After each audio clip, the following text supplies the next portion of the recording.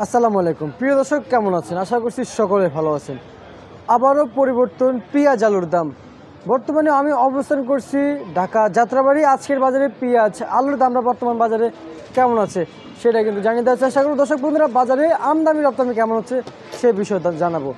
দর্শক, আজকে পরিবর্তনের পিছনে কারণটা কেমনটি রয়েছে সেটাও কিন্তু জানিয়ে দেওয়ার চেষ্টা করব। দর্শক, সবশেষ খবর জানিয়ে দিচ্ছি প্রতিবেদনে। কমেছে পেঁয়াজের আমদানি, এদিকে কমেছে চাহিদা।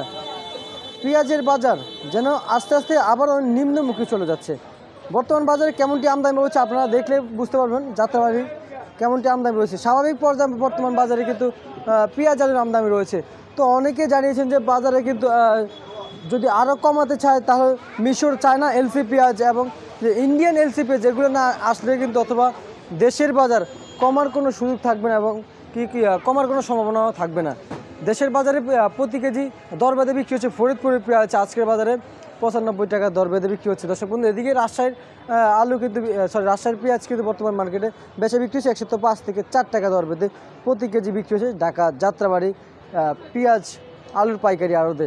যেমন এই একটা দেখতে পাচ্ছেন, একটা নিম্নমুখী আছে, এটা কিন্তু বর্তমান মার্কেটে বেচা বিক্রি হচ্ছে 92-93 টাকা দর বেঁধে প্রতি কেজি আজকের বাজারে পাইকারি দামে বেচা বিক্রি হচ্ছে। এদিকে আপনারা দেখতে পাচ্ছেন যে আলু দেখতে পাচ্ছেন, তবে আলুর আমদানিটা যেন স্বাভাবিক পর্যায়ে রয়েছে, তবে কতটা পরিমাণ আমদানি রয়েছে সেটা কিন্তু আপনারা দেখতে পাচ্ছেন।